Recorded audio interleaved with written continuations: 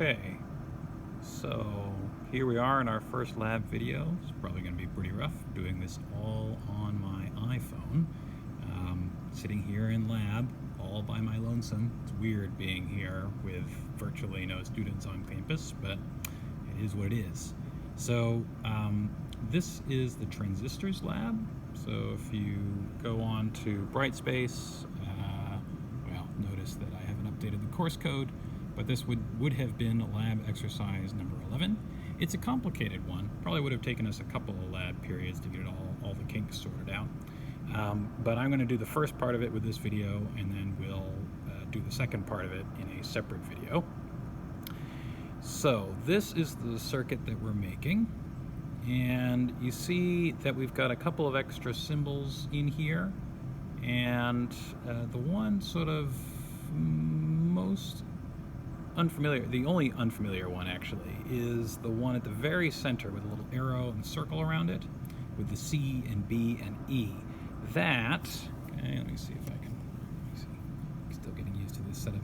That right there, okay, is a transistor, okay, an NPN transistor. We won't get too much into the theory of transistors. Maybe I'll put some supplements up there so that you can take a look at them. But the first part of this lab is to see how this can be used as a valve to control the current with an input voltage. So the idea being we put in an input voltage on this terminal, a little current called I sub B, so the base current is going to flow through this wire and come to the base. Now, base is essentially like the control portion of a valve, and so the more voltage we put on here, and thus the more base current that flows through here and down to the emitter and down to ground to 0 volts. That means the valve, so the pipe, if you will, going from C to E, the more and more open that's going to be. So when there's no base current, or when there's very little base current flowing in to the base and then to the emitter, okay, that's the E, then there will be very little I sub C, so collector current going through this resistor and through the LED that we're going to have sitting here, okay? So by controlling this, by adjusting a voltage and thus the current flowing into the base of the transistor, we are going to control the amount of current flowing through this part of the circuit. It's not unlike a electromagnetic relay that we studied in class, except usually the relay was either flipping something completely open or completely closed, right? It was controlling a separate circuit. Now, technically, this circuit over here on the right is not completely electrically separate, right? They have a connection to ground that is the same, and they are both connected to this transistor, albeit to different terminals. But it's the same idea, except here we can minutely control how much current flows through this circuit, okay, by adjusting the voltage applied to this circuit. Okay. So let's maneuver ourselves right over here, and we've got this circuit implemented on a breadboard. Now, bug, use that thing. Anyway, the things that wander in after the students have left.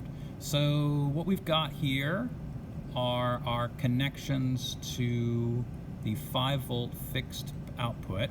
So there's a thicket of wires here, but it's this one on your power supply, and that's this connection right here. So that's the plus coming in, minus going in, and so we're going to follow the current, the circuit through from the plus to the minus through the resistor, the 100 ohm resistor, not 1K. See, I crossed that out. Then an LED, and then the transistor. So if we pop over here, so this right here is our plus. We come in, we come through our 100 ohm resistor, we go through an LED, we come to our transistor, that tiny little black thing right there. Here, let's see if I can get a little closer. So it's this thing right here. That. And you'll notice that if we look at it from this side, there are 3 terminals. Okay, so the one up here connected in the same row with the LED lead, right? That's the collector, the C on the circuit diagram. And the middle one, tip over on the side here again, that's the base, and then this is the emitter, okay? The E. So B, C, B, E, all in a row there. And then following, again, the right-hand portion of the circuit diagram, we come through from, come down the side here, from collector to emitter. And then for that portion of the circuit, from the emitter, we go out on the green wire here and right back to the minus on the power supply. All right. Now, the other side of the circuit, remember that's connecting not to the collector, okay? So the C here, but it's connecting to the base, that control valve portion of it, okay? So the base is connected to this blue wire here. The blue wire comes down, it's connected to the 33 kilo ohm resistor that we saw on the last one. And then this wire, this orange wire, goes to V input, and that's going to be adjustable. That's going to be this guy right here. We're used to using those and using this dial to deal with it. Right now it's at 1 volt, and we can see that there's just a little bit of current going through the LED, so we get a little bit of a glow.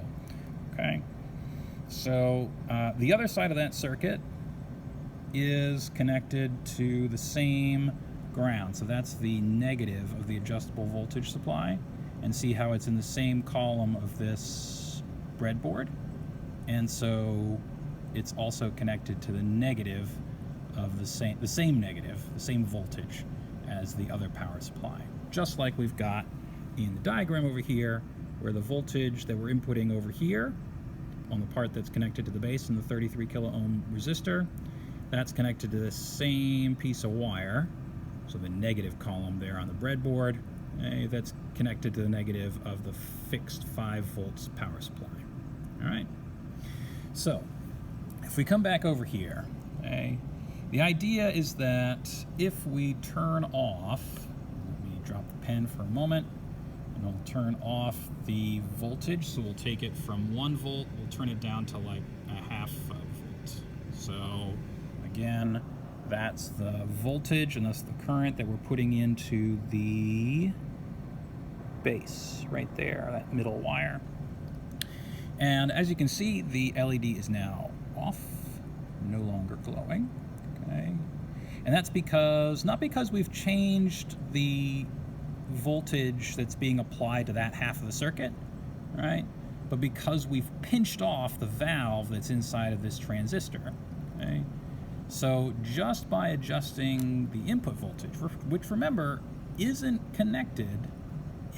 connected to the LED, right? By changing the input voltage, all we're changing is the current that's flowing to the middle terminal of the transistor, and then directly to the emitter and to ground.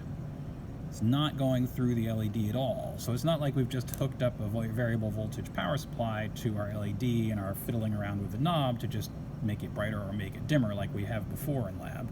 This is something quite different, okay? And in practice, we don't do this for LEDs because there's no point, right? Just put it on a variable power supply and go with it.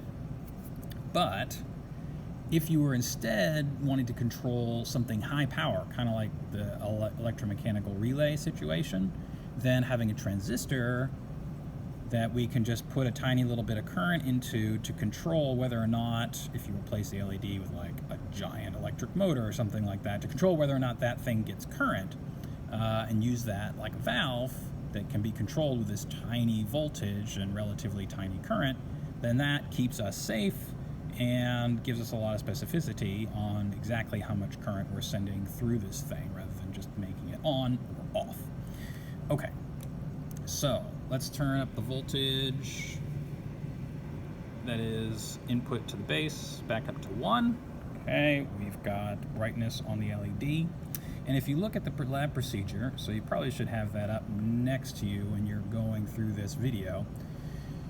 If you look at the procedure, what we're supposed to do is once we get everything set up and we get sort of tested to make sure that we've got everything hooked up correctly. There's a couple of steps there at the beginning. Here, we can just hop over here and take a quick look.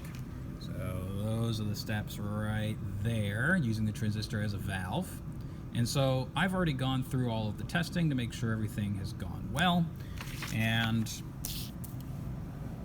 if we continue to turn up the voltage, okay, so we go, say, from, that's 0, so off, we go up to half a volt being applied to the base. So valve is not really open yet. We go up to like 0.8 volts is just when the LED starts turning on, maybe 0.7. Then at about 1 volt, we've got a nice healthy glow, okay? Now, if I zoom in here, we might be actually able to tell the difference here. Let's find out. We're running an experiment right here in the video. So we go up from 1 volt to 1.5.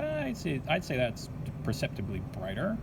And then 2, brighter again.